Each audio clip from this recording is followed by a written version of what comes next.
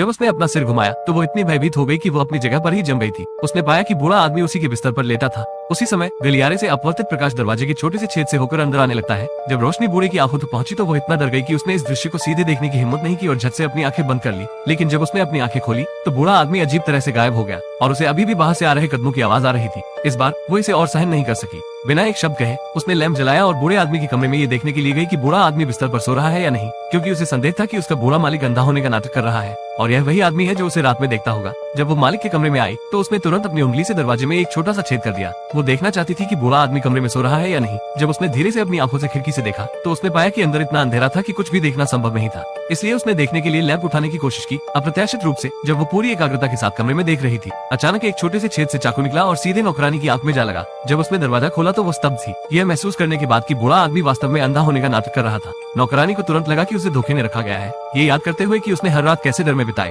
बिना एक शब्द कहे उसने एक चाकू लिया और उसे देखते हुए उत्तर पश्चिम की ओर भेज दिया। बूढ़ा आदमी चुपचाप जमीन पर गिर गया। नौकरानी ने भागने का विकल्प नहीं चुना। इसके बजाय वो सीधे बूढ़े आदमी के कमरे में चली गई और बूढ़े आदमी के अंतिम संस्कार की तैयारी करने लगी। लेकिन अप्रत्याशित रूप से उसके ठीक सामने जैसे ही उसके पैर गर्म पानी की तरह हो गए थे, आंगन के बाहर दरवाजे पर दस्तक हुई। यहाँ पता चला कि यह पादरी था जो अचानक वहाँ आ गया था। पादरी का यहाँ आने का उद्देश्य बूढ़े आदमी से मिलना था। नौकरानी ने जल्दी से समझाया कि बूढ़ा आदमी अब तक सो चुका है। पादरी को कल वापस आने को कहा, लेकिन ऐसा लग रहा था कि पादरी को इसके बारे में पता था और वो जाने के लिए अनिच्छुक था। संदेह पैदा न करने